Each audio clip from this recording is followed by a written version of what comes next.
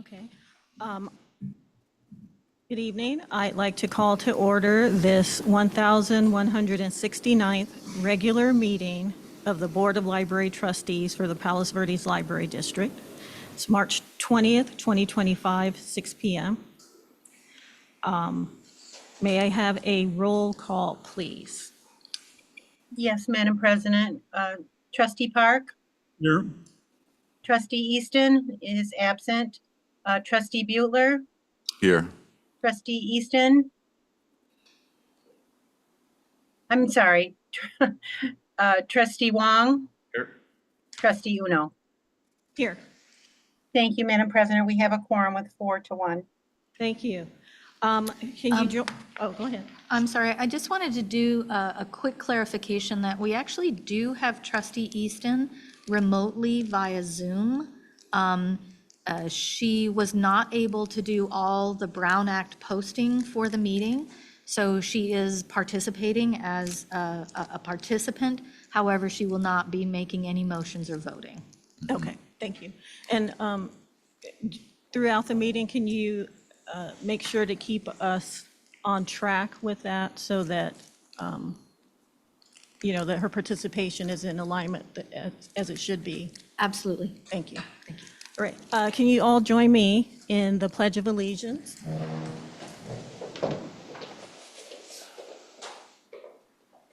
I pledge allegiance to the flag of the United States of America and to the republic for which it stands, one nation, under God, indivisible, with liberty and justice for all.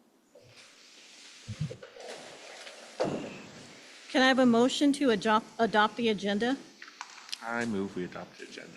I have a motion from Trustee or Secretary Wong to adopt the agenda as presented. All in favor? Aye. Aye. No, any opposed? Okay, the motion passes. All right, so president's remarks and board member comments. So first, we held a special meeting on March 12th, which was a strategic planning workshop. No actions were taken at that meeting. Sunday, March 22nd, is the third annual Passport Fair from 8 to 4 p.m. in the Peninsula Center Library. And this is a reminder that your Form 700s are due by April 1st, and a reminder that for every day you are late, there is a $10 fine per day.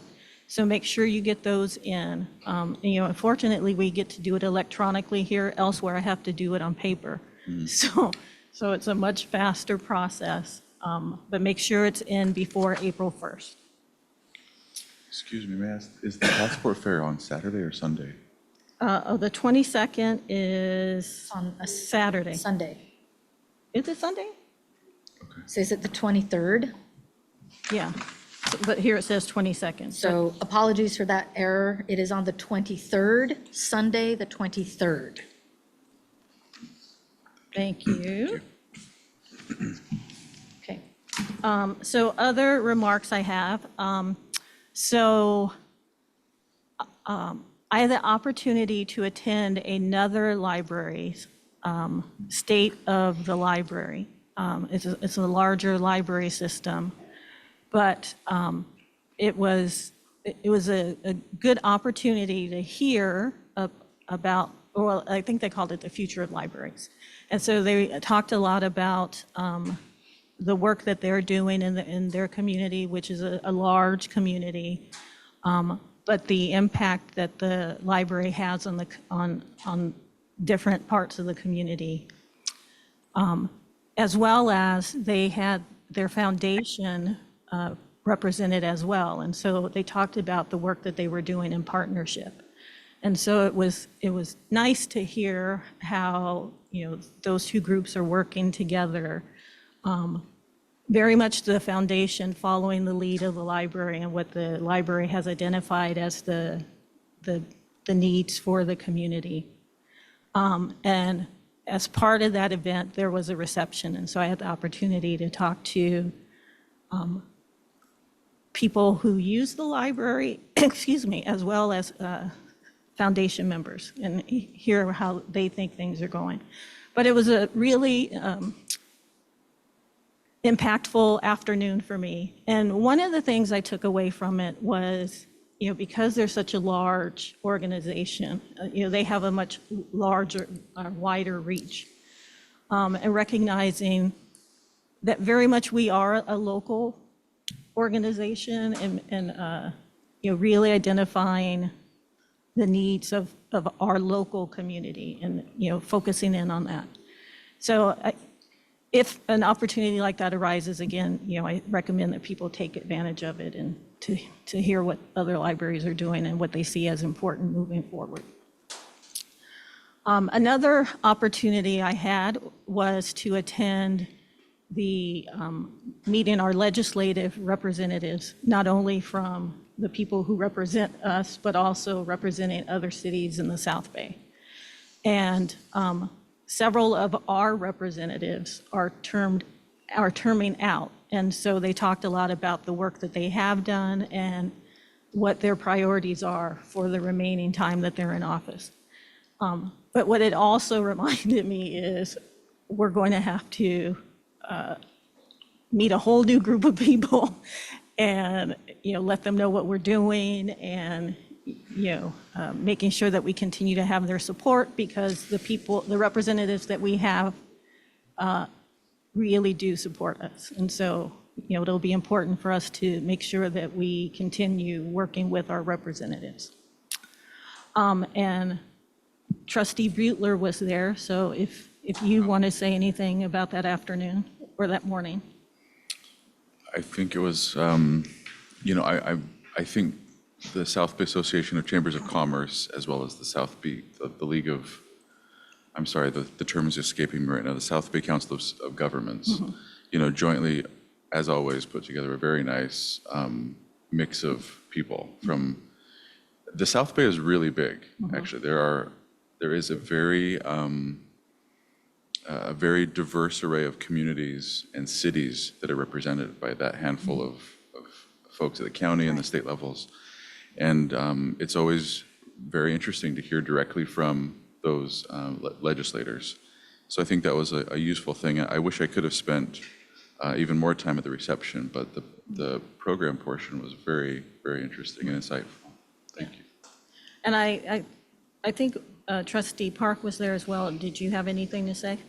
Yes, well, I would agree with you. It was interesting how many of our representatives are going to be moving on to something else or out of politics. I was impressed with Janet Hahn talking about focusing her last term on helping the homeless, especially homeless veterans.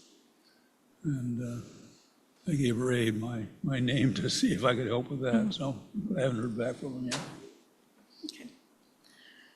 All right, did anyone else have any comments during the remarks from board members? No? Okay. All right, so we will move on to the next item, which is communications and comments from the public concerning items not on the agenda. Madam President, we don't have any speaker cards, but I have been informed that somebody would like to speak on item number 15. Okay, so that is an item that is on the agenda, so that will go at that time. Thank you. You're welcome. Okay, so approval of the consent calendar. Does anyone want to remove any item from the consent calendar for further discussion? No? Okay, can I have a motion to approve the consent calendar? I move that the board approve the items and recommended actions in the consent calendar listed as in the agenda. Okay, so I have a motion from Trustee Butler to approve the consent calendar. All in favor? Aye. Aye. Okay, so that passes. So now, upcoming Board of Library Trustees conferences and events from Director Addington. Thank you, Madam President. So there are 2 items listed on the agenda. I'd like to add one more, and apologies for not getting this on earlier, But on Saturday, April 12th, the Rancho Palos Verdes, City of Rancho Palos Verdes will be hosting their 40th annual Whale of a Day celebration. The library will have a table at this. It is an all-day event. It goes from 10 a.m. to 4 p.m. If anybody's been at it before, it's a lot of fun. There are tables from various other community organizations and nonprofits. There's often an assortment of children's activities, a band, food trucks. So if any of the trustees are interested in attending, I believe it's a wonderful community event, and we would look forward to having you stop by the table. So as noted on the agenda, on Wednesday, April 23rd, Rolling Hills Estates Earth Day celebration will be taking place up at the Promenade on the peninsula. It's a short event from 3:30 to 6. Again, the library will have a table at this event, and it's just in walking distance up the street. So if anybody's interested in going to that, we would certainly welcome you there. And then this has been spoken about before, but just as a reminder, on Thursday, May 15th, the 2025 Service with a Purpose, and apologies, this is Serving with a Purpose Conference. It is an all-day event from 8:30 to 4 at the Ontario Convention Center. There is a cost to this. When you add in all the fees and whatnot, it comes to $113. I will note that it is the day of our board meeting, so it is a bit of a tight day if you're interested in going, but I do know that President Uno plans to attend, so it is possible to make both.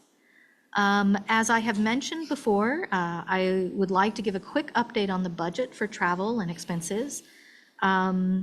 We have expended $5,958.61 to date.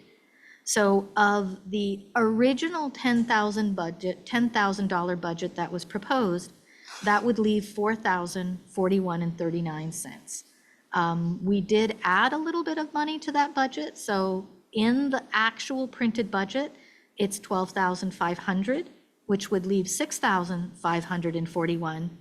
But at the last meeting, our president did give us a challenge of staying within our original $10,000 budget. And if we were to do that, we would have $4,041 left. And that's all. Thank you, Madam President. Thank you. So we have an update this evening from our Peninsula Teen Advisory Council and Young Adult Librarian PTAC Supervisor Catalan is present with us in the room, and I'm thinking that your members, Katie Wu and Ananya Balaji, are online.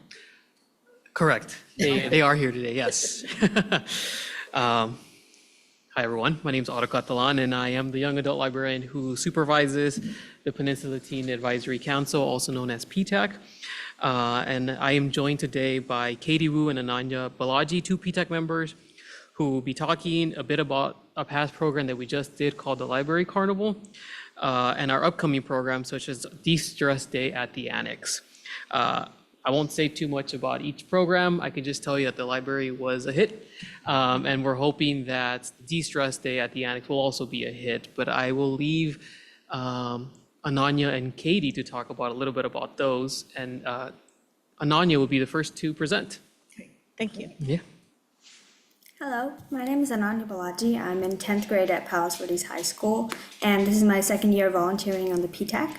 So volunteering at the library has been something I always wanted to do since I was out in elementary school. I've been coming here for like story time since I was 3 years old, and at 16 it feels great to give back to the place that's given me so much over the years. Summer reading stickers to after-school play dates, the memories are like some of my fondest. And it's an honor for me to be a volunteer now and be part of the community. I'd like to take a moment to talk about something I was really excited about, which is the carnival that we just had recently. This would have been my second carnival experience, and I'm thrilled to be part of the planning and activities. It was geared towards younger children, typically elementary school age, but children of all ages were welcome to participate in the fun. We usually got younger kids, but their siblings were always welcome to join. PTAC created various games and activities such as handmade ring toss and custom pin the tail on the donkey-esque posters curated for younger audiences. And some other noticeable activities were origami and guessing the number of jelly beans in a jar. From the past experiences, we know that the origami will provide an enriching and explorative experience for the kids. And we had a great mix of activities that require both movement and other types of activities, so a wide variety of options were presented, and it was an amazing opportunity to come together as a community and have fun. Thank you so much for giving me the opportunity to present and update you all on PDAC's events. Thank you. Thank you. Thanks, Ananya. Hi, I'm Katie Wu, and I am a 17-year-old junior at Penn. This is actually my third year on PTAC, believe it or not. I joined when I was a freshman, and it's been one of the most rewarding programs I've joined in the past 3 years. And initially, I joined because I wanted to help make the library a more positive environment, especially because my friends and we come to the library every day, probably like 3 or 4 times a week for the past, I don't know, 3 years. So we spend a lot of time here, safe to say. And I really look forward to our monthly meetings with my fellow PTAC members because I've really made a lot of my closest friends from different schools because it's both Penn and PV and some students from a different school too. And I'm already involved in a lot of programs with kids. I love working with kids. I love tutoring kids in math. I love teaching them tennis, etc. And outside of school, I love going on spontaneous runs and drives with my friends. So adding on to what Ananya said, we did have a really, really successful carnival event. I believe Otto told us there was maybe like 100 people that came for the 2 hours that we host the event. And so that was very rewarding to see. And so our next upcoming event is our De-stressing Day, which will be held in the annex, and it's going to be on Saturday, May 10 from 11 a.m. to 1 p.m.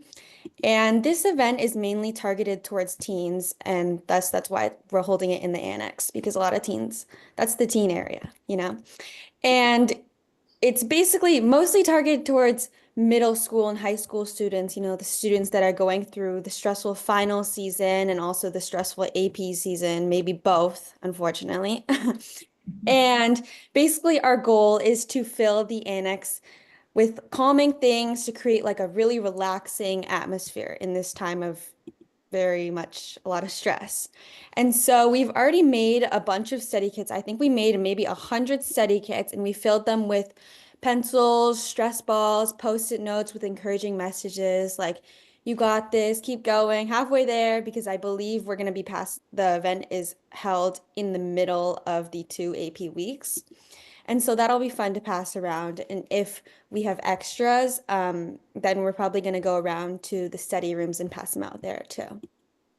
And also in the annex, we're planning on having like board games, coloring pages, just a bunch of like calming activities that will take students' mind off their tests and homework and APs. And we're also going to have like a really calming playlist on Spotify to add to the atmosphere. And then we're going to have like a little like comfort board, which basically will allow students to just put a sticky note or write on the chalkboard of their favorite book, favorite TV show, favorite movie, favorite song that they use to just relax and calm themselves down. And some other ideas in consideration, we're probably going to bring around like a snack cart to the study rooms during final season and AP season as well. And maybe we'll be making some slime because we know a lot of students love slime because it's fun to play with and it's relaxing. And yeah, so we're really excited about this. Hopefully it goes just as successfully as our carnival event. And thank you for letting me present. Thank you. Thank you, Katie. Thank you. Surprise slime. But we are open to any questions you may have about PTAC in general or just about teens for the future. Does anyone have any question or comment?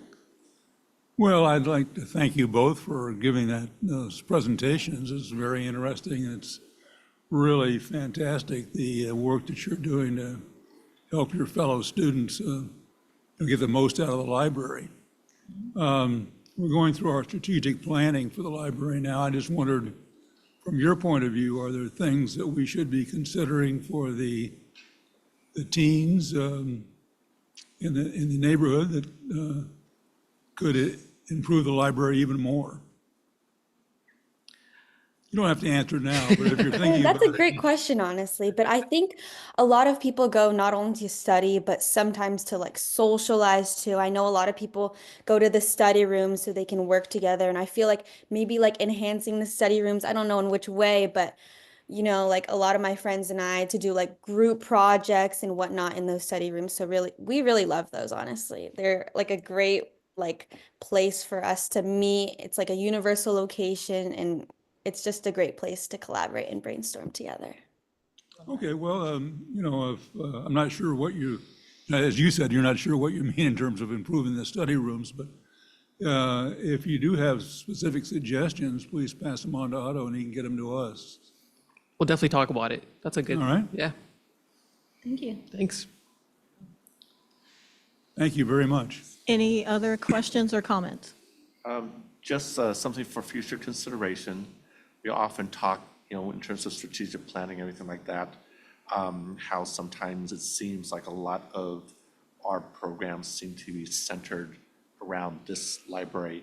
When you guys get a chance, just find out if there is anything we can do, for example, taking programs over to Merrill West or to Malaga Cove in case not all kids can make it to this building.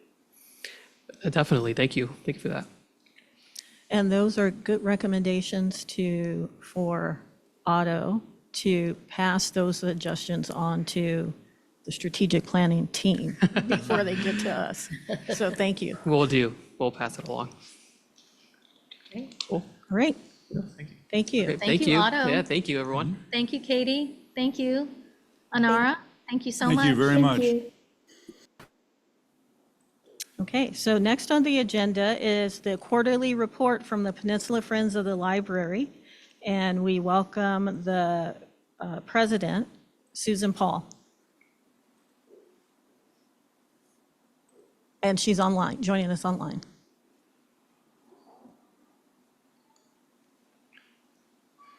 Let's give 1 second.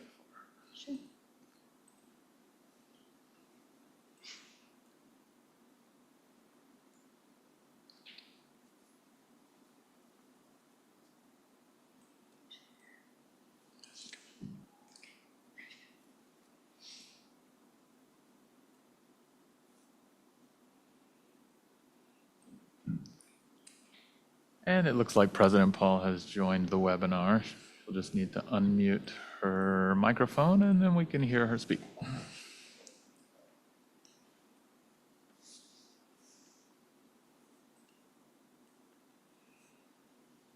Susan, are you able to unmute yourself?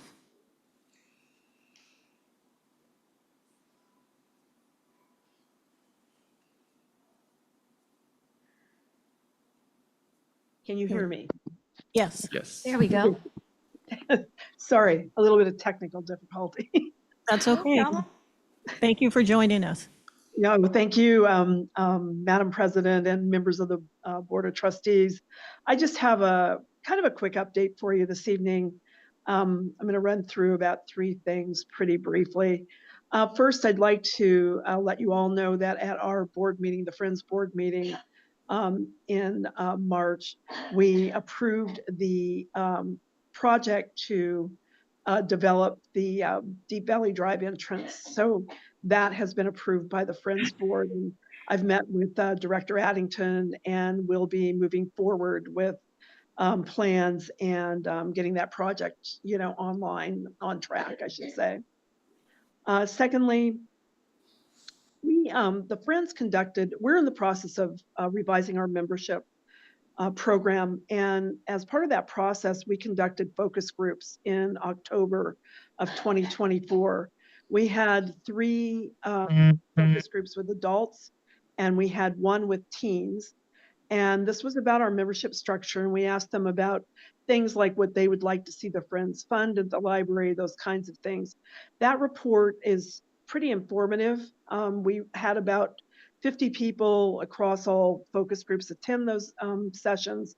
And I'm going to be sharing that with Director Addington I think you might find the information useful. I noticed that in your the last presentation with your teens, they talked about study rooms. That also came up with the teens and the focus groups that we conducted, and I think you might find the information useful. So I'll be providing that report to Director Addington over the next week. I think we'll have it ready to go, and hopefully you'll find it informative.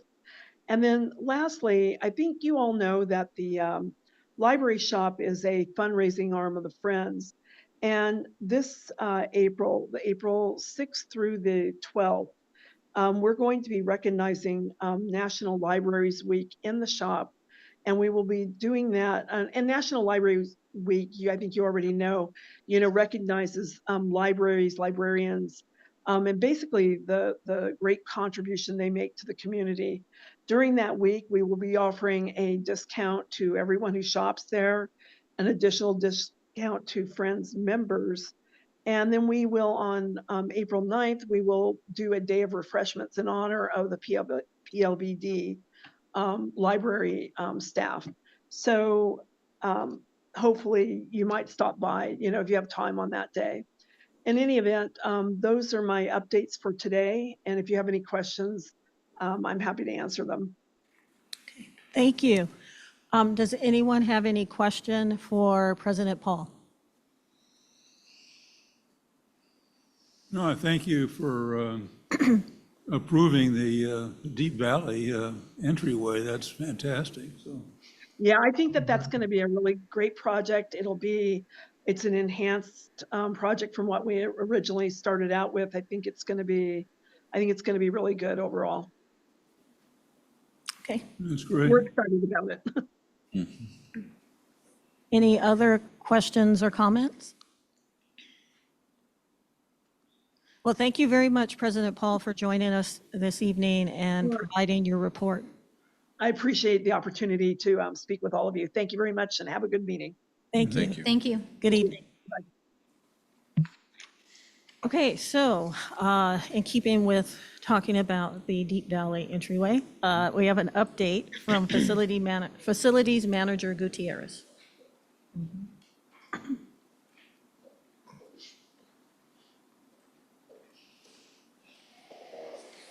Hello, good evening. As noted by President Paul, the Friends did agree to fund the Deep Valley entry with additions to up to $850,000. And so I was able to meet with Cozen Architecture and Lighting and have a conversation with them about what the vision of what we're looking for with the area is, and kind of went over the logistics of what we're going to need to do in order to have those plans submitted. It is a reset of the project for the most part. We're going to try to make addendums to as many things in the cities as possible without having to completely resubmit certain things. But since we are changing possibly the amount of coverage of the floor because we talked about adding additional seating, since the sliding doors, things of that nature, we might have to go back to the city. And so we're working on budgetary numbers according to the things that we were asking for to make sure that the design is underneath that umbrella. And we're just kind of starting that with the original plan with those addendums. And that's kind of where we're at currently. So we did engage MZN Construction with the original contract, and we signed it and did send it to them. But that will need to be revised according to what the new drawings are. And so we are continuing to talk to them about what we can accomplish in the budgetary numbers that we have got going with all of the knowledge that we've gained through this journey so far. So that has kicked off, and we've started working on that.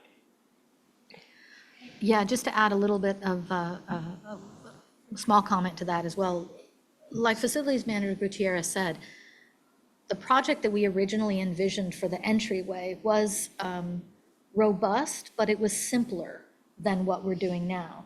Because we have chosen to, and the Friends have chosen to let the terrace project go, one of the things that they asked for, and we thought was a wonderful idea, was augmenting that entryway to add more seating and add more sort of little bit of flares, some hookups for maybe a potential coffee cart down the road. So those things will kind of, they shifted the project a little bit to make it obviously a little more expensive than it originally was.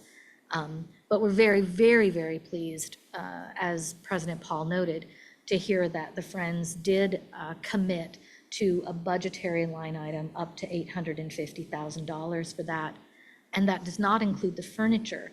So I think when it is all said and done, even though we may have to jump over a few more hurdles and get a few more permits and go back to the city, I think with the Friends' input and support, that entryway is really going to be even more than we had originally planned. So I think it's a wonderful project, and I think it'll really enhance the library without that expense of the terrace. So we're pretty happy about it. Okay, But we do have to go back and do some more work. right, right, yeah. Any questions? Yeah, well, originally the terrace was going to be in honor of the Gremmels. Yes. Is there going to be some feature? Yes, I've actually spoken to President Paul about a potential naming opportunity within the entryway. I think we all agreed that I wasn't very comfortable bringing to the board an idea of calling it, just for example, and this was never proposed, but, the Rita entry Gremmel, or the Rita Gremmel entryway. But we have an opportunity within the entryway itself where there are some individual seating areas.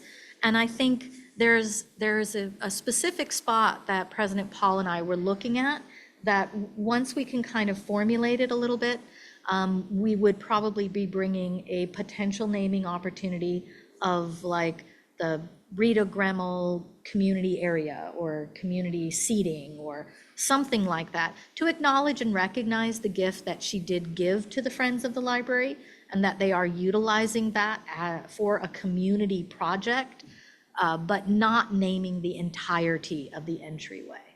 Because I just didn't, even though it was a very generous gift from the Gremmels, I don't think that's really what the library was looking for as a naming, but I think acknowledging her within the entryway with a really special spot would be appropriate.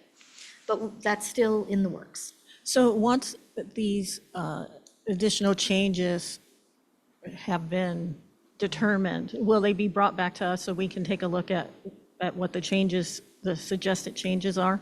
Absolutely. Because I can't Yes. visualize. There what- will be renderings to, just like we did before.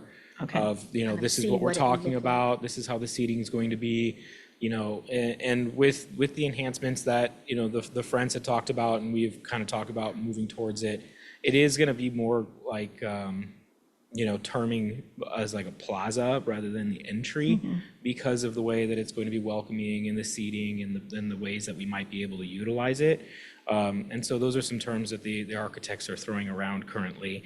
And so. Rather than entryway. Rather than the entryway. And I think that might help on, lots of opportunities for community involvement, billing it as the Peninsula Center Plaza or however have you. But yes, there will be renderings with the design proposals that we have.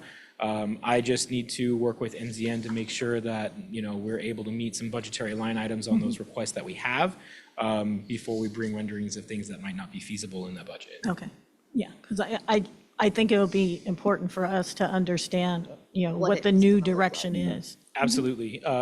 This board and the Friends board, yes. Anything else?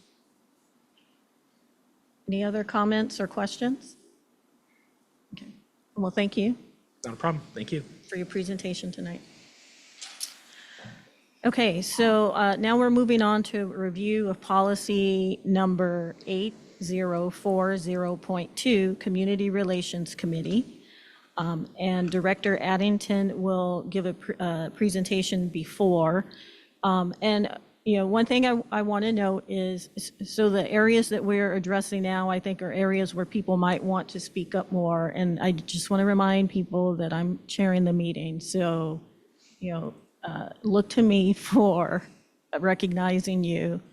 And, I will make it sure everybody has an opportunity to speak. But I want to make sure that, these next portions we're going through are orderly. So, Director Addington. Thank you, Madam President. In your packet, you have a memo and a red-lined version of 8040.2 Community Relations Committee. The memo is very short, so I'll just go ahead and read it in order for those of you who might be watching.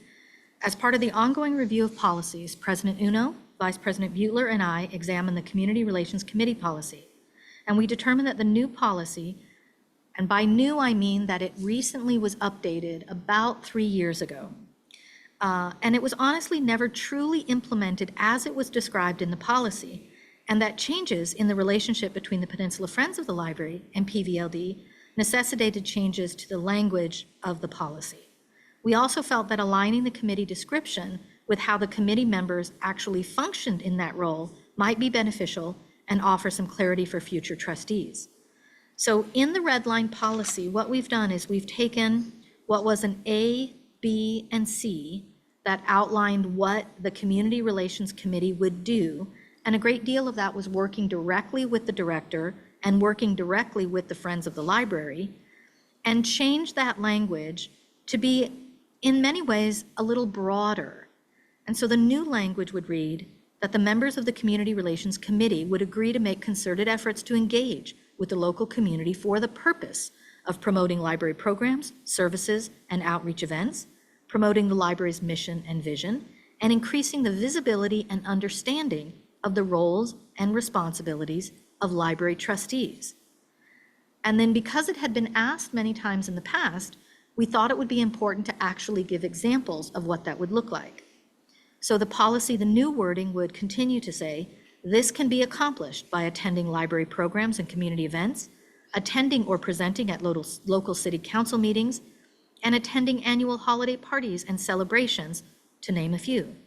And then some of the examples of appropriate events would be any highlighted library event, such as the annual reading kickoff celebration, the community art show, the volunteer recognition events, the Rolling Hills Estate City celebration, the mayor's ride, the holiday parade of lights, the local elected officials reception, the Rancho Palos Verdes City update, the Palos Verdes Chamber of Commerce events, plus many others. And we also thought it was appropriate to add that all trustees are encouraged to participate in community events and to report back to the board at the next regularly scheduled meeting, and that every effort would be made by library administration to inform trustees of upcoming opportunities, both ticketed and non-ticketed, for trustee engagement with the community. So our hope with this new wording was to, in some ways, align with how the trustees actually have implemented this policy, and that engaging directly with the Peninsula Friends of the Library is probably not really what is the intent of the Community Relations Committee, and that working with the director to provide information about upcoming opportunities, in many ways that never really happened, and it really is the executive assistant and myself who coordinate and look for those opportunities and then promote them at the beginning of every meeting. So it would be our recommendation that the Board of Library Trustees accept this new language. However, we are always open for comment, consideration, and I yield the floor. Thank you, Director Addington. I also wanted to add that, so Vice President Butler had mentioned looking at this policy towards the end of the year. And when I looked at this position, when I was assigning people to the different roles, the way I looked at it was there seemed to be roles in here that were not appropriate for this committee. And mind you, it could be a committee, so it could be two people. And if there have been two people and we have a liaison for the Friends, we very much were introducing ourselves, a potential for a Brown Act violation. If they ended up having shared communications or what do you call it when they're not all at the same time, but, you know, Daisy chain yeah, meeting. daisy chain meetings. And so one of the things that these changes does is resolves that so that we don't end up with that, because we already have someone in the liaison role to the Friends of the Library. And then also, as Director Addington pointed out, you know, item A, working with the director to review communications. I really don't see that as an appropriate role for any of the trustees to be reviewing what communications she's sending out. It's kind of an overreach and a form of micromanagement. And so in doing this, we cleaned up a lot of those issues. And Vice President Butler, I don't know if you wanted to talk about some of the concerns you had that we addressed in making these changes. Yeah, when I brought this up a few months ago, late 2024, it came out of my my attempt to really, you know, I've had this role for 2 years. And in 2024, I was trying to identify ways that I could bring my execution of this role in line with the policy. But as I looked at the policy, especially points A and B, I became concerned that it was, you know, echoing what you've just said, a little bit of overreach and micromanagement, because the board hires our director, the director of the library district then implements, you know, the strategy and communications, outreach, community engagement, all of those efforts fall under her purview. And so to have an additional trustee, direct participation by a trustee in that, I was becoming a little bit concerned about. So I at least wanted to start the conversation on that. And that's where I think that came from when I brought that up a few months ago. Thank you. You look like you have a comment. I'm just going to say that I think that this is, you know, good. You know, just as a reflection, whenever we have elections, we have this nice little workshop, and anybody who's interested in becoming a trustee, we have a little workshop to tell them what the roles and everything like that is. And the truth is that even though we try to have these workshops, I really don't think it truly is as good as it could be in telling people what a trustee's role is. And over the course of years, I think that we have this little chestnut, you know, sometimes these offices are whatever the person makes it to be, which sounds good in principle, but the truth is sometimes either A, if you have a mentor, someone on board who can coach you as to what you do, then you can be very effective. If you don't have that, you basically really don't know what it is you're supposed to be doing. So I think that this gives some good rails, you know, as to what it is you should be doing, could be doing, and then of course there's that insinuation about what you shouldn't be doing. And to your comments of, you know, if you have a good mentor, it could be interesting because someone is giving their interpretation of what that role is. But when we actually, you know, have a policy that describes what the role is, there's an opportunity for that role to remain consistent throughout instead of it being whatever the last person thought it Yeah. interpreted as. So I was glad that Vice President Butler brought it up. And as I said, as I started, you know, doing those appointments and then reading the different roles, I thought, wait, he's right. There's something here that we need to correct. Right. Well, I think the reason why he was so good at it is because he was thrown into the deep end of the pool without a mentor.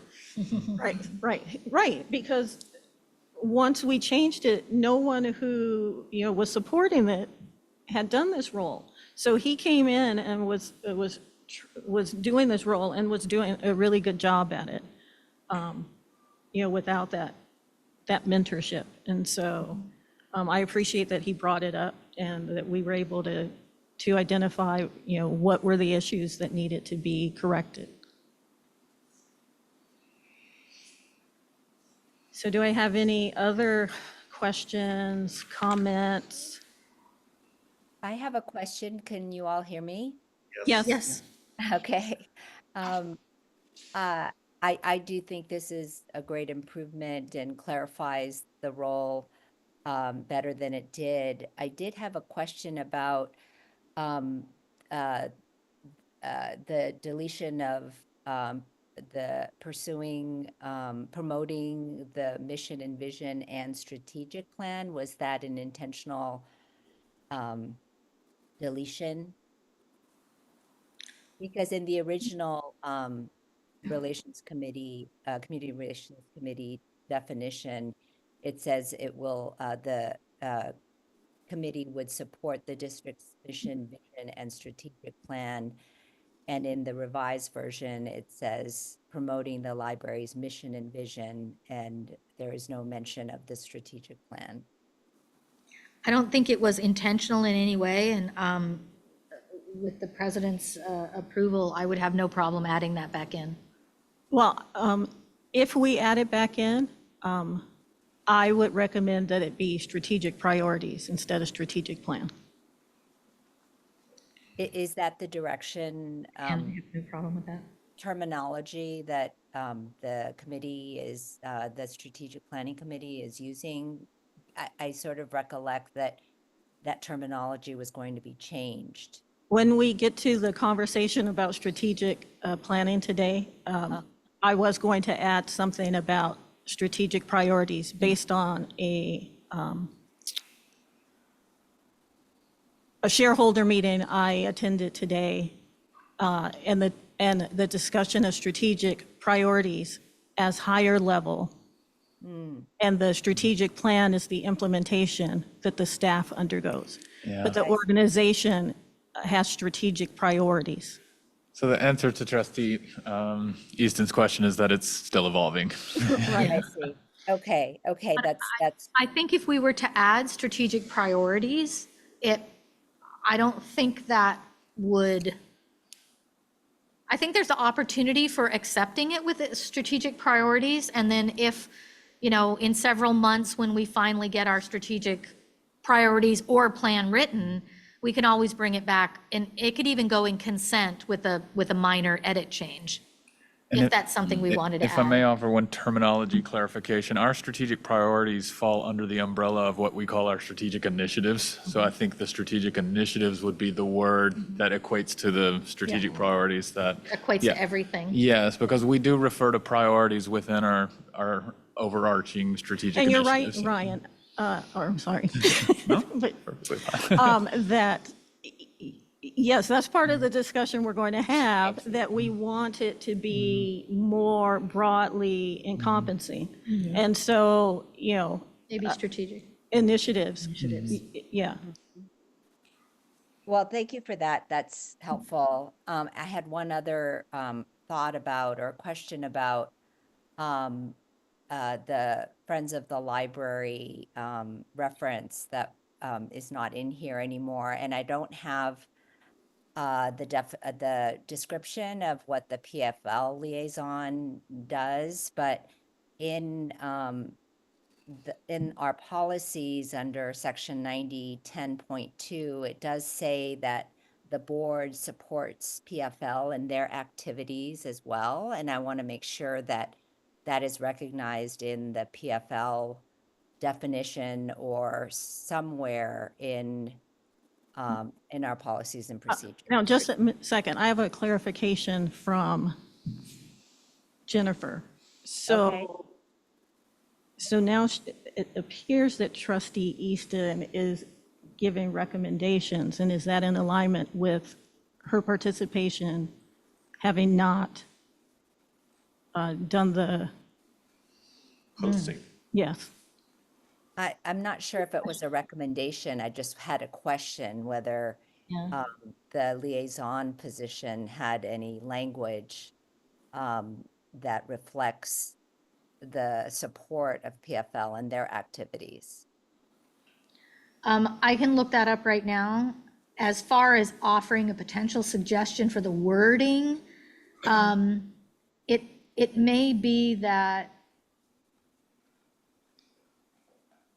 we couldn't take that from trustee Easton, but I don't know. I think we're kind of splitting hairs a little bit here. Yeah, I mean, mean, there's no, But it's a said- gray no, area, yeah. so. There's said- no, Yeah. it's, yeah. Yeah, before, Well, actually, I'm, can I speak? yes, are you going to take on her recommendation? Well, I was thinking the same thing in terms of all the community involvement that was listed. If we just included attending Friends programs, that would probably be appropriate. I've gone to several of them, and it's a good way to meet the public and to understand what's going on, so. If you are suggesting that that it just be included, some examples of appropriate events and just include. Yeah, and Peninsula Friends of the Library events. Right. That's what I'm Then suggesting. I have no issue with. Yeah, I think we can do that.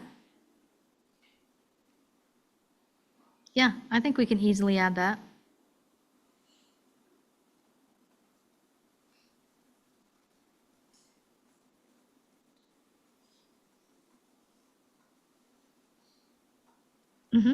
We can do that. Okay. Are there any additions or recommendations? No, I think it's a good change. Okay. All right, so can I have a motion to approve these changes with there were 2 additions.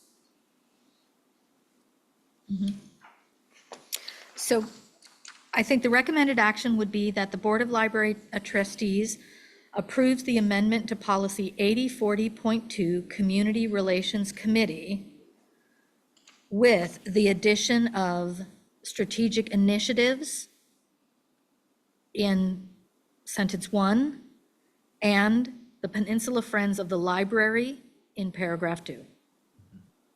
Okay. I move that we approve this change as stated by Director Addington.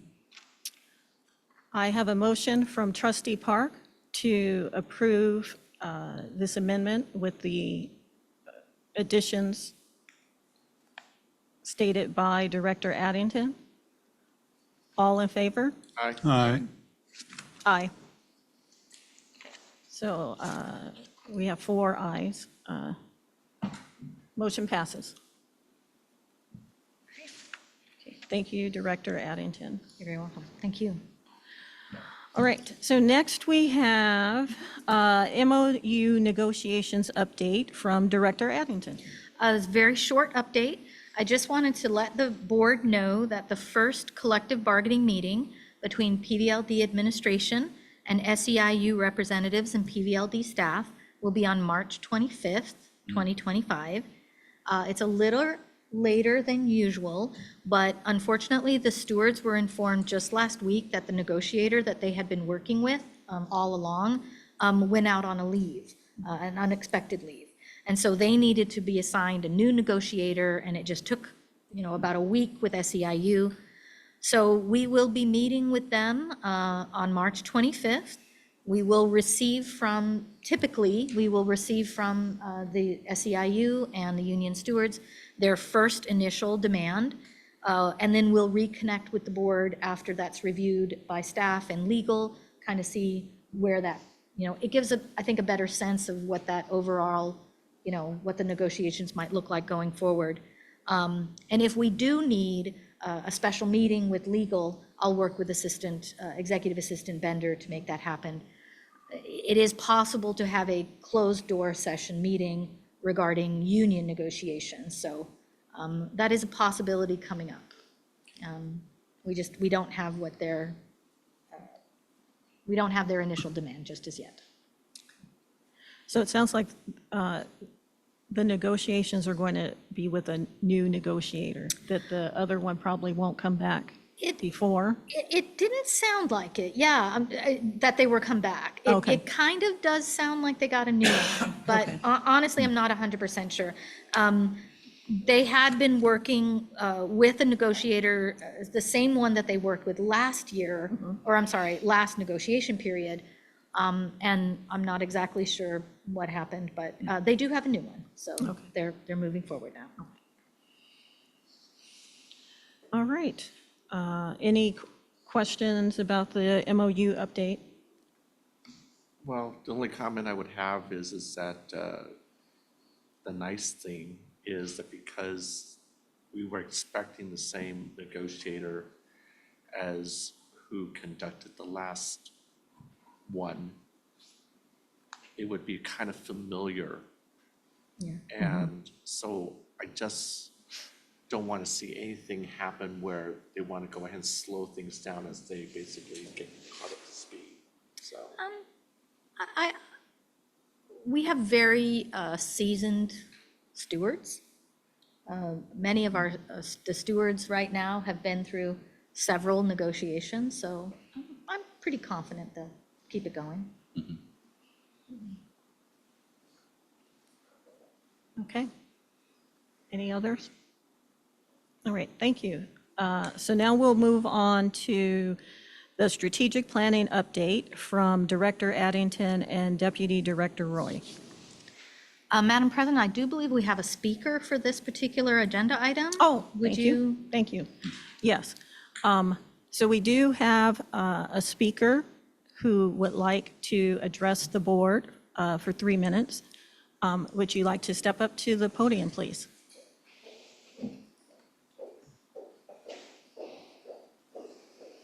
And Director Roy, can you keep the time for me? Yes, ma'am.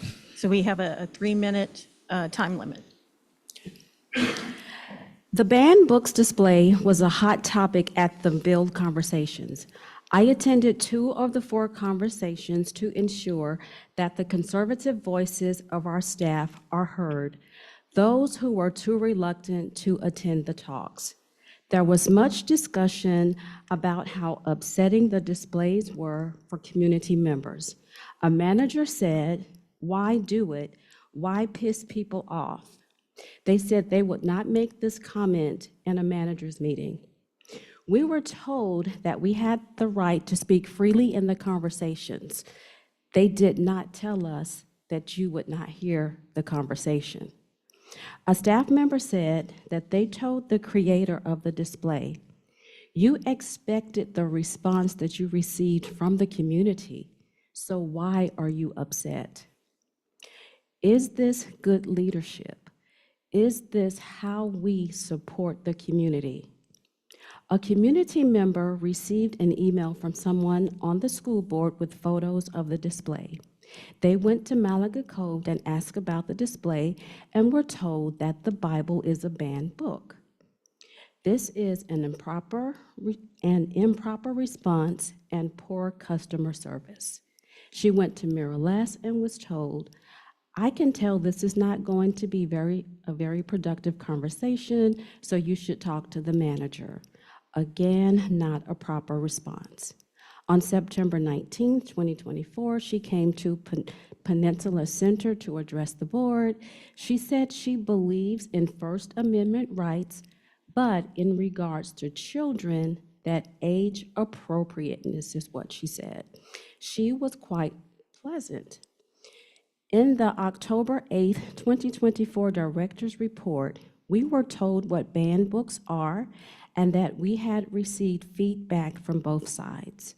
There were 2 quotes from community members in favor of the displays, while those who opposed were described with words like harassment, personal attacks, and other highly inappropriate behavior.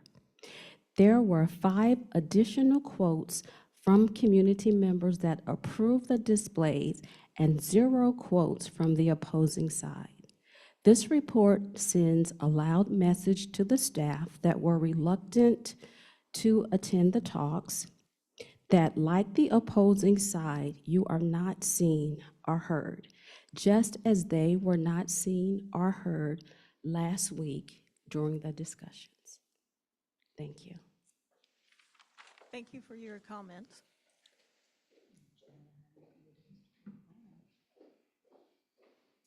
Do we have any additional comments from the public? No, ma'am. Okay. All right, can we have the report from Director Addington and Deputy Director Roy? Sure, and I will start us off. So, as President Uno has mentioned, the board met on March 12th for a workshop on our strategic planning process. And during that workshop, we talked with the board about where we had been in the past in terms of strategic planning, how we came to the plan that we have now, which we refer to as our strategic initiatives. And we talked about where we're going from there. We talked about the process that we've been to up to this point in the current strategic planning process, including all of the community stakeholders that we have engaged, the feedback that we've gotten, the collection of that feedback, how much of it that we had consolidated up to that point. And basically, we came to present 4 points that we were looking at for our main focus points moving forward, given the feedback that we've received so far. And that was our collection development for both digital and physical collections in our libraries, the programming across all age groups, our facilities in our 3 buildings, and leadership and community engagement in terms of how the staff interact with our community. We also left a lot of information for the board to take away from that meeting, and said that, in our future meeting, if the board wished, they could talk more about the information they received, more of the focus points if they had any to look at as we move into the next step, which will be drafting our initial plan. And then obviously there's still some discussion as to whether or not a plan is most appropriate or continuing our strategic upper level initiatives is most appropriate. And when we speak about strategic initiatives, we are talking about our mission, our vision, our priorities, and our values. That's all that kind of falls under that umbrella. So I would like to turn it over to the board for any further thoughts in regard to our strategic planning process. All right, so, one thing I do want to say is, so that setting was a workshop setting. And so,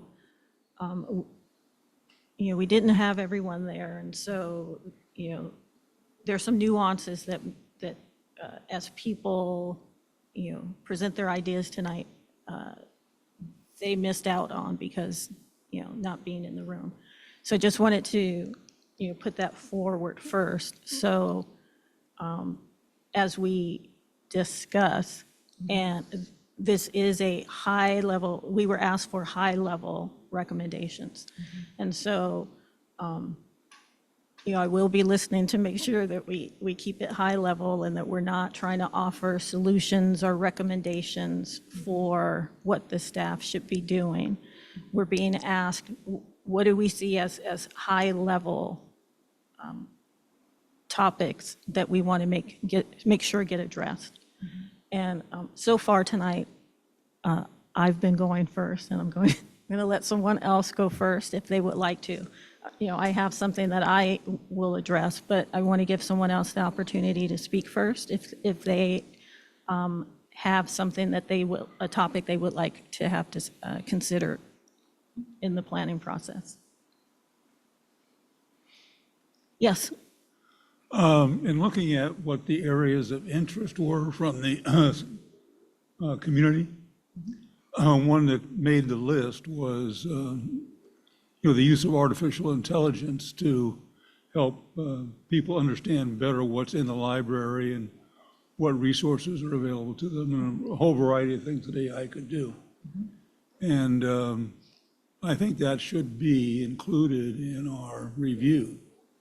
There's a lot of talk about it. There's a more adoption to AI practices and systems, and if we're going to be moving forward, it should be a part of our, I don't know if it's a major element of the strategic plan, but it's certainly a tool to get to many things that we want to do. And just very briefly, I'll say the staff has talked at length about the opportunities of AI in libraries. And I think there's room in both programming, facilities, and potentially even collection development around AI. So we'll definitely note that and be aware of that as a topic. All right. I guess the only other thing is if there is some angst that we need to address, then we've got to figure out a productive way to do that. Yep. I need to think about it a little bit, but. Well, and as I mentioned, after attending a meeting, libraries, there are working groups looking at how AI can be incorporated in libraries, recognizing that, yes, there are a lot of challenges, and, how to implement it without it causing more problems than solutions. Yeah, I attended an interesting session, a Zoom session with the Neely Center from USC last night on the ethical implementation of AI. And it was really quite interesting. It was really very thought-provoking. And so it's not a trivial matter. Not at all. And, privacy issues and a whole series of things that we need to take into consideration if we're going to do it right. But what I really like is librarians are working on it because they have a real understanding of the library patrons and the expectations that they have around it. Yeah. Oh, I'm not saying, I don't. Oh, no, I'm just saying, because having worked with the science and engineering side, there's always a different perspective. And so I appreciate that the librarians have work ongoing to address it. Okay. I was just going to say that I did miss that workshop. I did spend about a 30-minute session with Deputy Director Roy to get a recap of the conversation. So I have a good high-level executive summary of everything that was discussed. I guess one of the things I would just go ahead and say in terms of strategic planning is that, our organization, just like corporations, one of the challenges is that as people, put in their 2 cents, even if they're putting in the minority report, if they don't think that they see any of their work in it, they feel like they're left out, which is what I'm hearing, a little bit of the speaker card. And I don't know how you work around or work with that, because if you're going to go in a certain direction, sometimes the people who don't feel that same way, they're going to feel like they weren't heard, which is awkward because sometimes they were heard, but you made the decision to go in a different direction. So I don't know how Well, you go ahead and acknowledge. Yeah, I feel like it really comes back to that sort of core mission, vision, and values. And one of the things that we heard quite strongly from not only our community surveys, but from our staff surveys, is that the mission and the vision and the values were resonating with the community and resonating with the staff at a quite high level. My understanding is we're now at over 30 staff surveys, which is pretty good, and it's still available for staff. And it's Coming up on 40. coming up on 40, so that's a fair amount in a staff of 90, but with many of those being part-time and Sunday, and, some of them are like passport only, or, on-call librarians, things like that. So to have 40 surveys come back is actually pretty good. And the overall mission and vision and values is resonating very, very high. So I think ultimately you do have to kind of go back to that, and you have to agree as a board, present it to the staff in a way that we say, these are the values that our library stands by. And they may not be everyone's values, but they're what we believe in as an organization.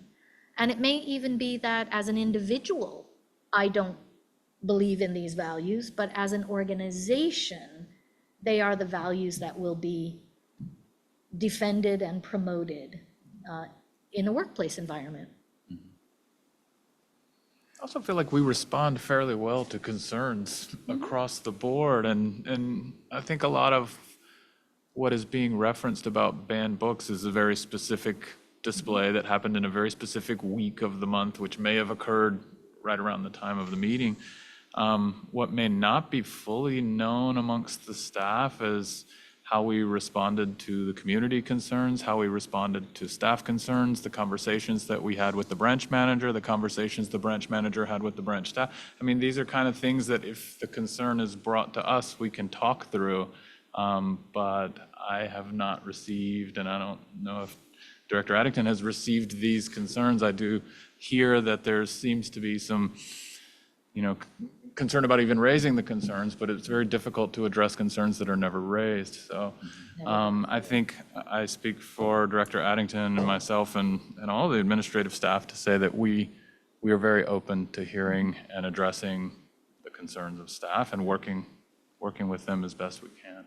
Yeah. And I will say that people contacted me during that time, and it was before the election, so it was a tricky time for me to be talking to people about it. But the library has excellent policies in place and how to address it, and the staff did a good job of addressing the community. And, I didn't want to go off on that tangent, but since you mentioned it. Trustee Butler, did you have any that you wanted to recommend before I? No, nothing to add right now. Okay. All right. So, mine, President. you have a question. I had a question, yes. Director Addington, you answered my question about how many staff surveys you received.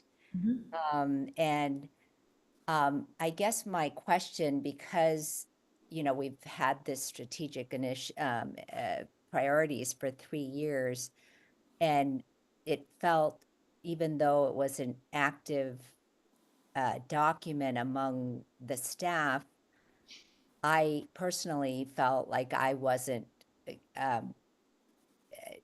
very knowledgeable about what was going on. And so this is more of a process question about when this new initiative is implemented, that there's transparency in the sense of being able to understand what's happening in a way that is easy for the community to understand as well as the trustees. I'm just expressing sort of, my maybe personal frustration at why am I not understanding what's happening, more timely and on a more regular basis. So to make it easily digestible and understandable, I think is something that I would appreciate.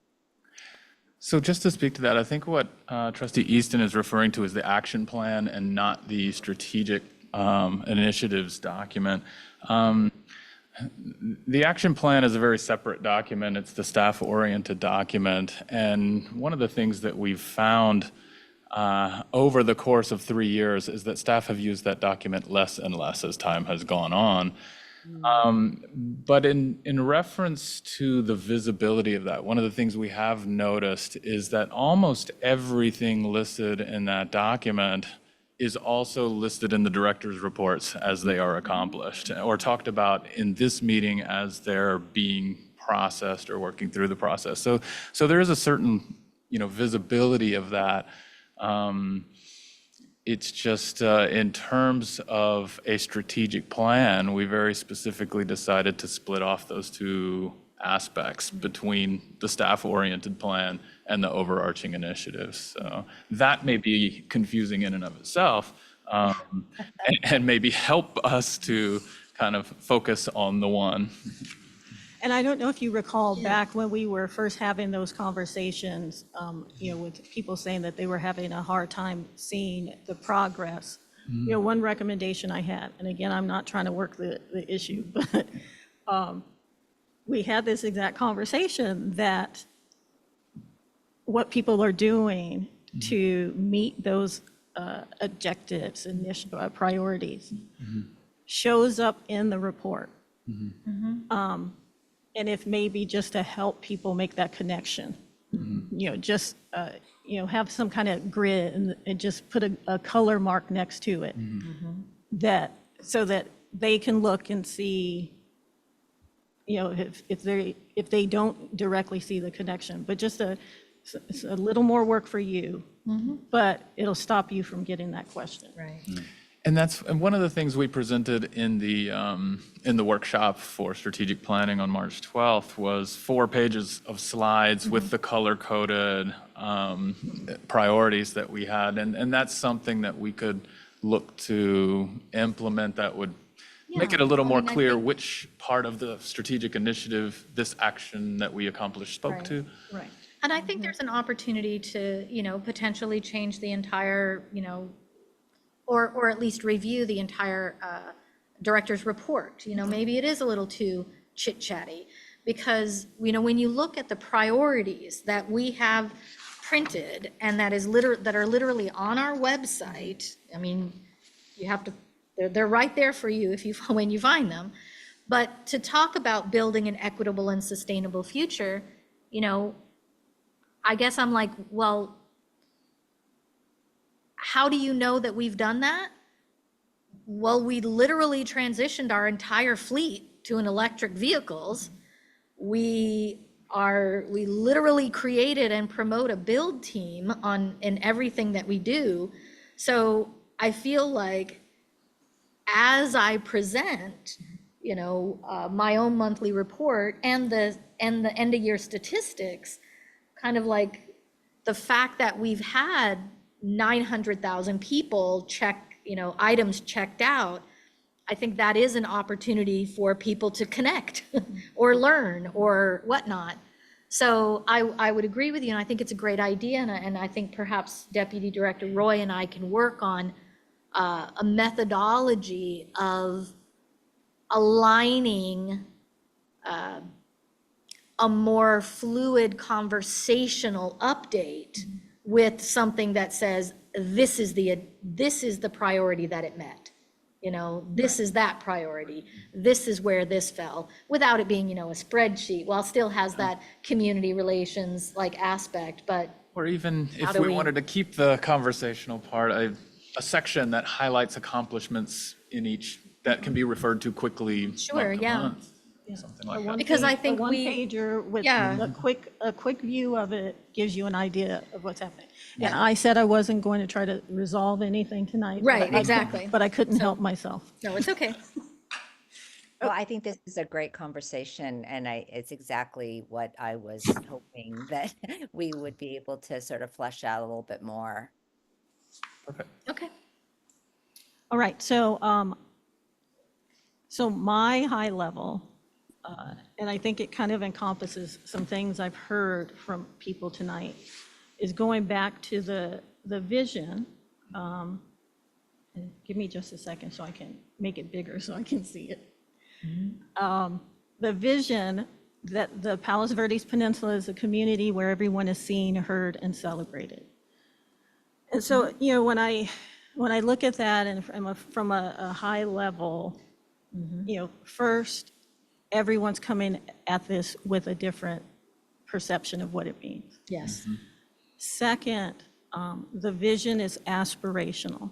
Yeah. And so, you know, people may think that we're going to, you know, be able to see it right away and that it's measurable, and it's not always, because, you know, as we've heard, you know, some people end up feeling left out. Some people end up feeling like they're not celebrated. And so the opportunity for the staff is to, you know, because I know they are working on it. But maybe they're not always meeting the expectations that different people in the community have, because we have people from every walk of life. Right. And so, you know, how does the staff go about, you know, trying to fulfill that mission so that people feel like they are seen and celebrated, but still maintaining the values, because we don't want to end up, you know, we're elevating this group at the expense of other people, because we want everyone to feel welcome. And so I think the opportunity is a big opportunity. I don't want to say challenge, it's a big opportunity. Is, you know, how to convey that. So in the programming, and, you know, as you pointed out, you know, we have books representing everything, but we don't always see that in the programming. And so how do you kind of convey that to people, that we do see you, and this is how we're addressing it. And as I said, you know, it's aspirational, and it's a big opportunity. And, you know, just being able to communicate that to people in a way that they do feel heard, but they end up understanding, you know, how you're doing that work. And, you know, again, we've had this for 3 years, so to expect that we've reached that point, it would have been miraculous. But we still have opportunity. So was that high level enough? Yeah. And if you want Adequately more, opportunity.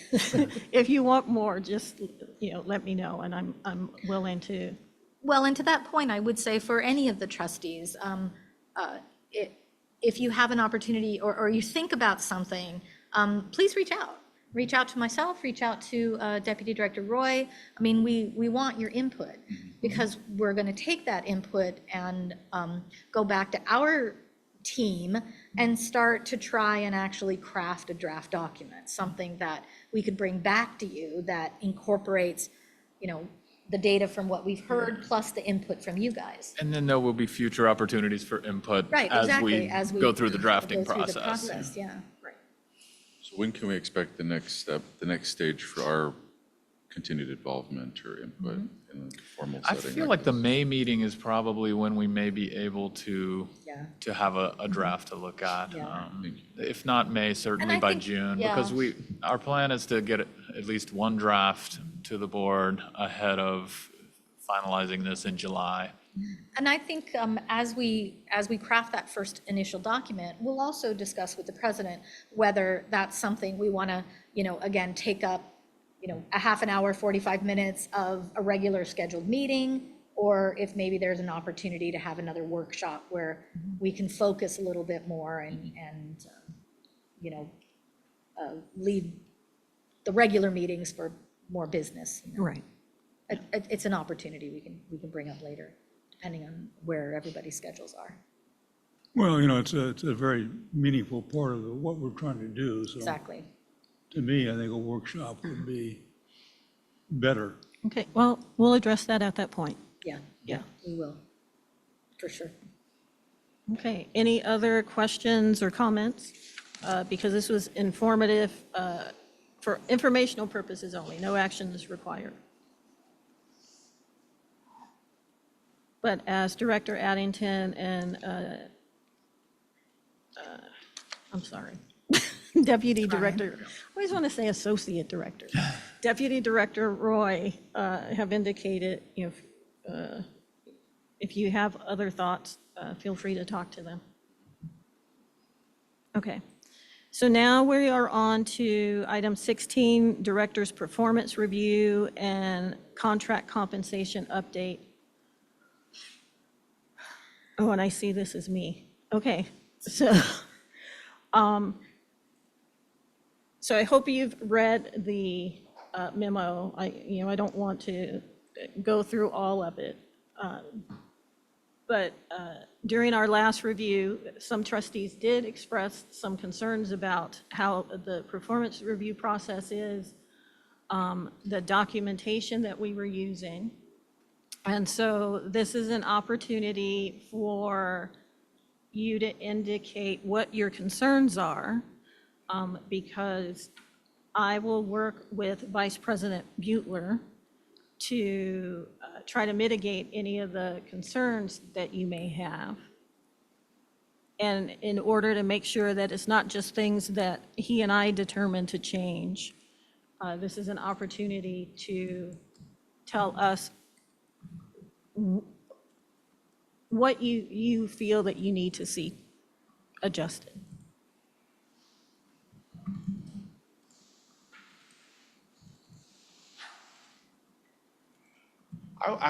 Do we still have that video on how to use the form?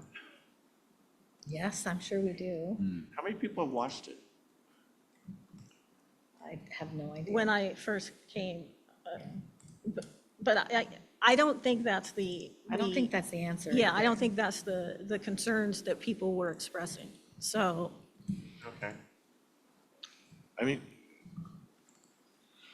Well, my concern is that we're trying to take a form that's designed for one-on-one yeah, discussions. yeah. A supervisor and an employee, and make it work for 5 inputs about one person, and then consolidate that into something that's meaningful. And I wish I had a great suggestion on how to do that differently, but if we can approach that and say, what are examples of how other boards evaluate their CEOs? What's the best practice in terms of doing that? I think it would be helpful, because trying to consolidate people, there's 5 of us, we all have different opinions. Trying to get a cohesive set of objectives for the director out of that group isn't particularly easy. I would hope there would be a better way. Yeah, I think that, the evolution of it using that particular form is that because it was the form that other managers use in this organization, we thought to be a little consistent, we should go ahead and use it. And that is one of the first weaknesses, is that whereas the form was created for one-on-one dialogue, you're basically trying to go ahead and come with multiple voices and inputs Right. to evaluate one person. So that's, but I also think that, me quipping about the video is that I think that people have a different understanding of the tool. So again, that exaggerates the problem in the sense that people are not using the tool in the same way. And of course, that helps build some dissatisfaction with it. So that's one of the challenges, is to go ahead and get multiple voices, including minority opinions. I think the other thing too is when we're setting up the objectives Yeah, for the upcoming year, Yeah. perhaps we can spend a little bit more time trying to be as specific as possible. I have said this every year since I got here, so to hear this. Yeah, okay, well. It's frustrating for me, because I've I'm echoing said, what I heard from you then. But at any rate, when we get a situation where, some of us are rating a 5 and some of us are rating a 2, it just means to me that the objective isn't as clear as it should be. And so to the extent that we can work on that this time too, I think that would be good.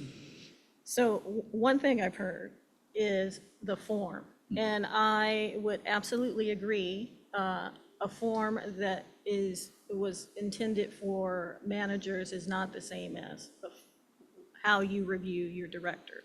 And so that is why the video will not be the solution. So part of our job is to and I've already started looking at some forms, and I also met with HR manager Sarah Uden. Just Uden, right? Uden Armstrong. Uden Armstrong. Before she went out, and she gave me the whole packet of the history of the forms. And so it's a matter of getting to an appropriate document for the level of the person we're reviewing.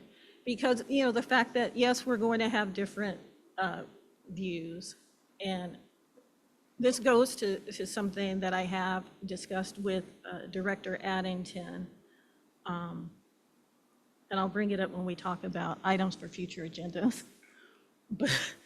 But yes, we have 5 people coming in who need to dispense things down into one vote, everything that we do. And part of that is us doing more work on talking about how we work together and getting to that point. And so this is just one example of that. Okay, so I've heard a couple of things. So the form, how to get disparate opinions condensed into the review, because we all have the right to participate in that process. And so, that's not going to change. And there are some aspects of it that need to be improved. And so as part of that discussion, we'll also look at some things that people can review before we have that discussion. But I'm not going to work that right now. But so do you feel that I've appropriately or accurately documented what your concerns are? I would hope so, yeah. Well, no, based on what you heard. Do you think that I have gone down a wrong path of what your concerns are? As I said about the 2 big things that I'm concerned about. Okay. And Vice President Butler, do you feel that you have enough understanding that we can start discussions? I think so. Okay. And I'd like to look at, best practices from relevant organizations to see how other. Well, for that, I'm going to say, that's a matter of if we can find people who are willing to share that. I mean, one of the opportunities we did have was when we had the retreat and we had Dave talk to us. So I will say that the process has improved since I first got here on the basis of that. But clearly, there's still more work that needs to be done. And I can certainly help by reaching out to some of my library directors and just saying, without going into, incredible detail, can you just give me an overview of how do you do your performance review? And if anyone's willing to share a Yeah. form And I that they think use. some might. I mean, is Yeah. CSDA, are they in a position to provide any kind of best practices? Well, that was one of the things I will template or- talk to you Okay. about, because I've actually watched some of their virtual trainings. Okay, good. Yeah. Yeah, and I mean, to Trustee Park's point, CSDA would be a potential good learning opportunity because almost every general manager is reviewed by a board of several people. So how do they do that? As our city managers by Exactly. every city. So Yeah. so we can find it. I just have a I always remind people, Libraries are different. Oh, Yeah, yes, they are. yes. At least a tiny bit of insight would be interesting. You know, there's some overlap, but libraries are different. Okay, I just have a few thoughts. I do think that we're on the right track, and the numeric system, I'm sure, is you and Vice President Butler will look at as whether that's the best practice without really understanding what those numbers mean. It's very hard, and everybody has a different idea of what a 2 means or what a 3 means. So I think that should be looked at. And we have talked about this before in other, in our workshops, or not in our workshops, but in our meetings, that that the possibility of 360 review as being utilized by other libraries. I don't know, and I don't know if we've ever really explored that. So including that in the process, I'm not sure. But I know it's come up before. Yeah, and that's the only reason why I made the clip about the video, is because unless we have all a similar understanding of how to use whatever tool we use, you know, we're not going to have a good outcome. again, these are all things I said when I first came here and started trying to work with you all on this process. So I will say we have seen some improvement at my urging. So thank you all for your comments. What I also neglected to mention is the Director Addington's contract expires on June 30th and will be up for renewal. And so we will also be discussing that. And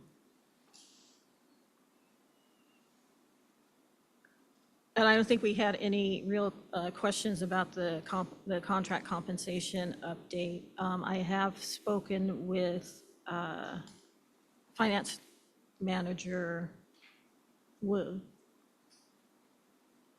to start preparing for the compensation discussion. Okay, so again, informational purposes only. Vice President Butler and I have heard your comments, and we will take those into consideration. So thank you. Next, we have item 17, the CSDA Board of Directors call for nominations, seat B. Trustee Butler? Director Addington. You have the memo from the California Special Districts Association. As clearly outlined, they are looking, they're putting out a call for nominations for seat B. If anyone's interested on the board in running for California Special Districts Board of Directors for seat B, the form is attached.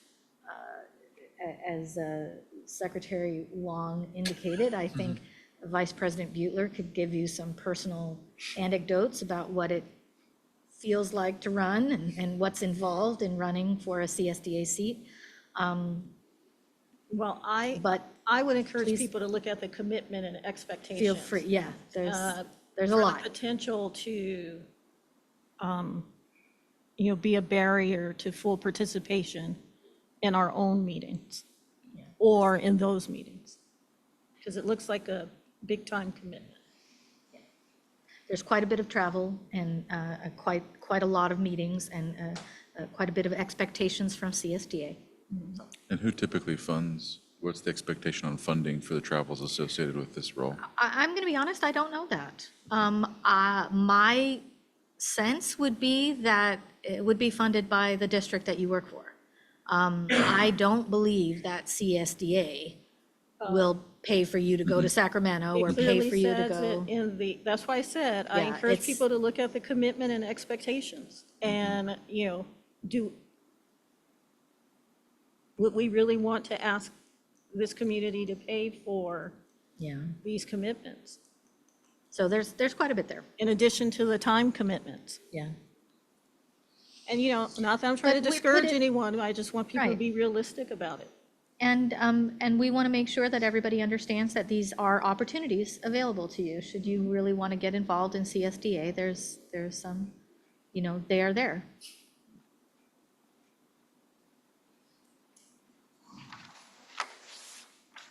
I have nothing more to say on that particular agenda item, though. And neither do I. Please feel free to explore that as at your will. But the nomination form is attached. Yes. Okay. So, okay, so now we're at the district director's monthly report. Director Addington. Thank you very much, Madam President. Included in your packet is my monthly report for February 2025. February is Black History Month, and we had several opportunities to celebrate that throughout a variety of different programming. The first of which is that PVLD welcomed back the Living History Museum of African American Heroes. This is the 16th year that we have hosted this event with our community partners. Partners are listed there on the front page. It's a lovely event. I was very sad to have missed it this year, but I was very thankful for all the photos that people took because I got a chance to kind of see some of the kids and the amazing work that they did. I won't go through every single thing, lots of programs, wonderful engagement with the community out at the branches, teen programs, annex, just doing phenomenally. Everybody's doing a great job. I would also call out that the Peninsula Friends of the Library had their own Black Heritage Month celebration and invited musical activist Maquinto, who came and celebrated Black history and Black heritage. It was a pretty big crowd there, so we're very happy to see them do that. The library volunteer program is doing wonderfully, and I want to give a quick kudos to Deputy Director Roy, excuse me, who in the absence of our Human Resources Manager, Sarah Uden Armstrong, who also acts as our volunteer coordinator, has really stepped up and done all of the volunteer coordination that she was doing. So thank you, Ryan. Thank you for everything you've done for that. It's been wonderful. Ryan worked with me and our book sale volunteer, Peninsula Center book sale volunteer, Michelle Witt, to create these little small gifts of appreciation for our Peninsula Center volunteers. It was a mug with a logo that expressed our appreciation for the volunteers, a little bit of a sweet snack in there. And we were able to take those to every department and have them handed out to all the volunteers, just as a small show of appreciation. I really appreciated that the Adult Services Department gave their volunteer yoga teacher one of them as well. And I included her photo because I think sometimes we forget what the depth and breadth of volunteering here at the library includes. Yes, it's people who work in the library shop, as Trustee Park does, in the book sales, and our computer docents, but also as yoga instructors or bilingual storytellers. So there's a lot of people who make our volunteers and our volunteer department as robust and wonderful as it is. So we were very happy to call them out. Staff noticed, and definitely we had a few conversations about it. The community took slightly longer to notice that we removed all the plexiglass barriers in February. The plexiglass barriers went up several years ago as an offshoot of course, the COVID-19 pandemic. And Facilities Manager Gutierrez's team did, I personally think, an absolutely stellar job of installing the barriers in such a way that they were almost seamlessly incorporated into the library building. We had many, many discussions about taking them down. And it took probably a year's worth of conversation with the staff, with the union, with everybody. And eventually we settled on February of 2025 as being the month that they would come down. Even with all of that, I think there were a few people who were a little surprised when they came to work and the barriers were down. And we had some conversations with staff about why we took them down. But ultimately, we just felt that it was a barrier to customer service. It was a barrier to the openness that we want to have in the library. And to be quite honest, there were absolutely no safety requirements left from any of the organizations that would have required them. It was a difficult decision, and again, it was one that we talked with staff with for quite some time. But they are down now at all the branches, and I think people are really getting used to them and getting a feel for what it felt like for the, 60 years. 60 years that we didn't have them. But it was difficult, and I appreciate that, and I understand that some staff members would rather have had them stay indefinitely. But eventually, we decided that it was time. I called out a couple of facilities members in particular in my report this year, only because Jason Smith and Franklin Portillo have really kind of gone above and beyond this last month to do things that we appreciated. They use their skills, they use their training, they save the library money, and I think that's one of the things that we're always very attentive about. I also wanted to call out that passport acceptance services have been going on for 20 years. I think the 20 years was actually last year, but over those 20 years, in February is when they reached a ultimate revenue generating number of $3 million. So that was pretty impressive.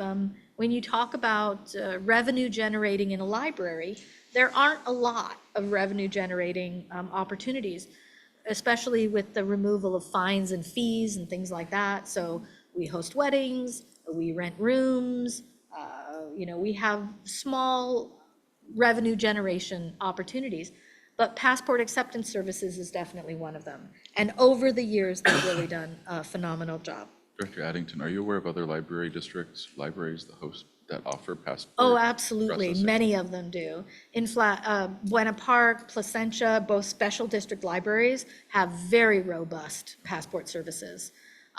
It's something that libraries, I feel like, embraced fairly quickly when the State Department allowed, outside training, and it was something that libraries really jumped on. Yeah, seems like such a natural fit. That's great. It seems like it, yeah. So it was a wonderful, and everybody did a wonderful job. Senior Administrative Assistant Passport Supervisor Brenda Siebert and her whole team really make it happen every single day. So kudos to everybody who does that. It's really wonderful. And finally, I'll just call out our Staff Pay It Forward Award recipient, Kelly Catalfamo is an employee at the branches, and Ryan passed it on to her.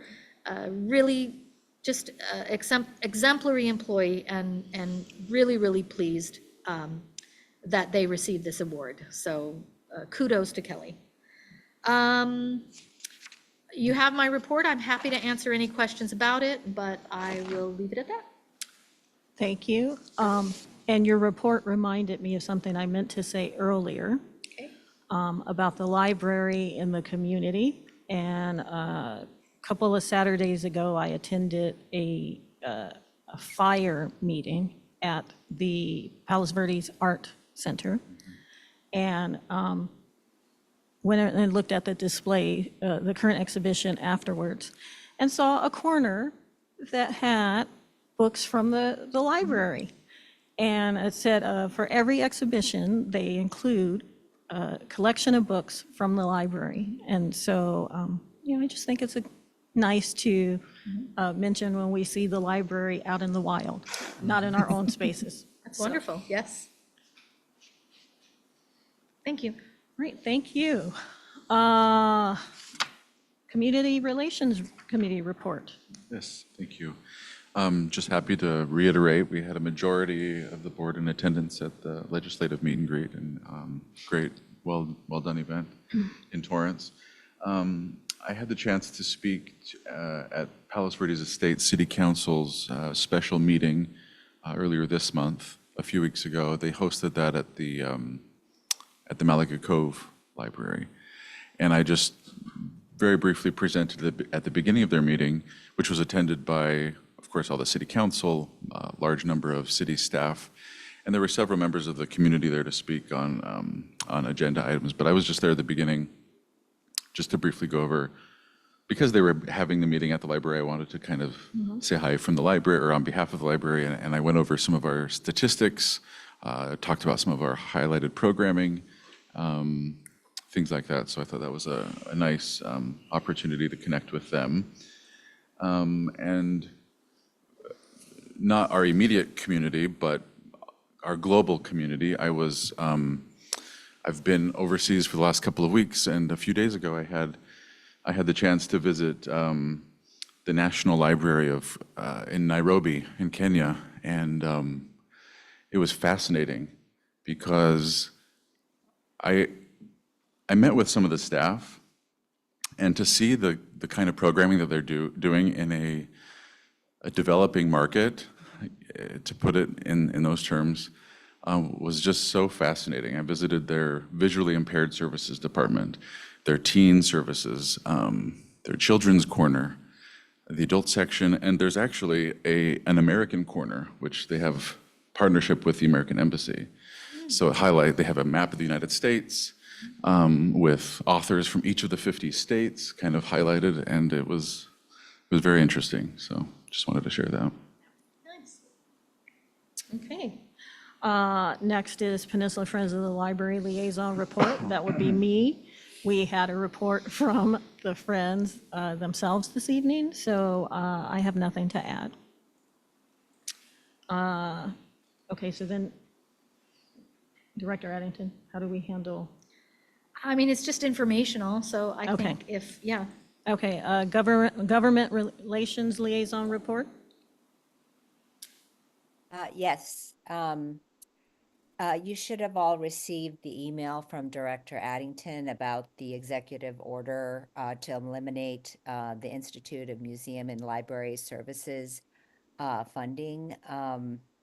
And it was a very informative article. I think it was from the ALA about how we can send a message to our senators and representatives to overturn the executive order. And so if trustees haven't had a chance to look at that yet, I would encourage you to do so. One of our roles as trustees, in addition to doing everything that we did at this meeting, is to advocate for the library. And this is an amazing opportunity to do that as individuals. Trustee Butler's comment about visiting the library in Kenya made me think about my visit to the National Archives when I was doing research for my novel. And I think, if those services are curtailed or limited, how what a shame, it would be an awful result. So I encourage everyone to take action. That's my report. I had a question on that. Does it make sense for us to write a letter from the trustees and all sign it? Yeah. I mean, we certainly could if somebody wanted to take that on. There's many opportunities to sign on to online petitions and whatnot, and to make phone calls. There's been statements put out by, as Trustee Easton said, the American Library Association, the Public Library Association, the Urban Library Council, the Association for Rural Libraries. I mean, the California State Library, everybody who gets funding from IMLS, who supports IMLS, has been saying, call your senators, call your assemblymen, call your congressmen. A letter is great. It would probably be more like an attachment to an email, but like if somebody wanted to draft one and do that, I think, we could certainly do that. But it's also about the volume. And even if our own representatives are supportive of library services, that if you live in an area that's generally, votes in support of libraries and believes in IMLS and whatnot, even sending those representatives your phone messages or your email messages, I think it's, yes, I think anything would help. So, I mean, we could explore drafting a letter of support or condemnation, if you will, of the executive order. I mean, it was unfortunate because it is my understanding that the Department of Governmental Efficiency was at IMLS just yesterday, basically shutting them down and locking people out. And I have my own personal views on that, but I agree with every statement from the library profession that talks about, this is not a benefit, I believe, to the nation as a whole, or to the profession of libraries, or to the advancement of humankind, because libraries are there truly to be for everybody. And when you remove that funding for rural libraries, where some of them rely on IMLS funding for their internet services, you're cutting people off from contact to information, but to a broader community. So anything that the board would want to do or feel comfortable doing, we would certainly be in support of, and, we could explore drafting a letter. Well, I echo your comments that individual They do help, responses carry, I agree with more that. I mean, weight. I feel like a consensus from the board would take a vote, would require a vote, which might Yeah. also require an agenda item. Right. But individual action would not. And it would be a month away, so. Right. At Trustee Park, just so you know, at the end of that email that Director Addington sent us, there is a digital email that's very easy. You just sign your name and basically It's real. it's very quick and it will take you 2 seconds to do that.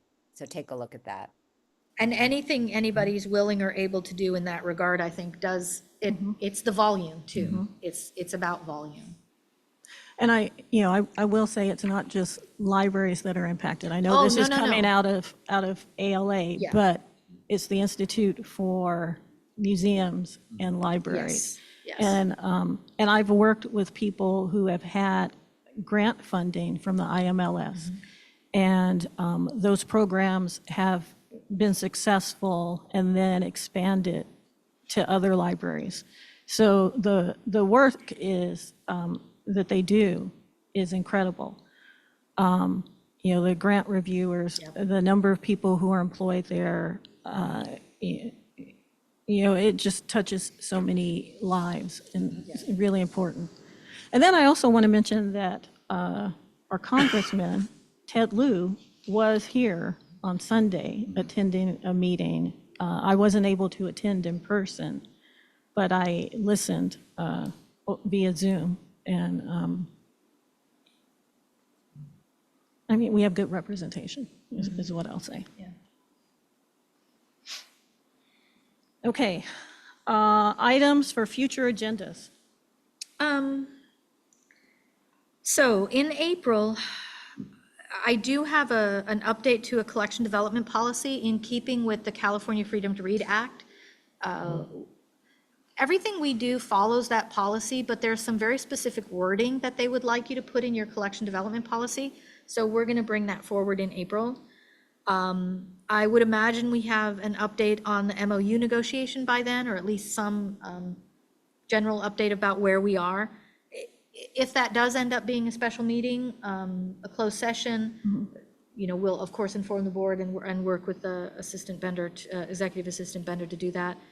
I would imagine there would be some follow-up to the director review process, just what we want to do and how we want to do that. And that's all I have right now. Depending on how the terrace is going, we'll probably have an update on the terrace in May. So update on the terrace in May. Okay. And as I mentioned, Or entryway when we- update. when we were discussing performance review, I wanted to follow up that conversation with you about possibly scheduling, I don't want to call it a retreat because it sounds like we're having fun, Right. but training. Okay.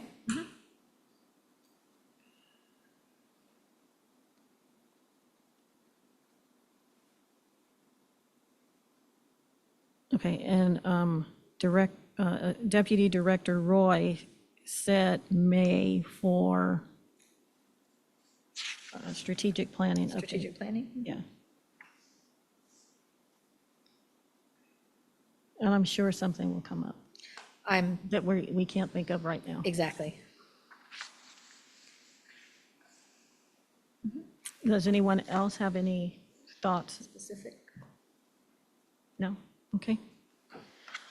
All right. Can I have a motion to adjourn the meeting?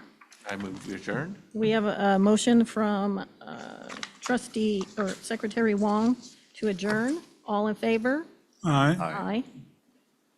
Okay. We are adjourned until our next meeting.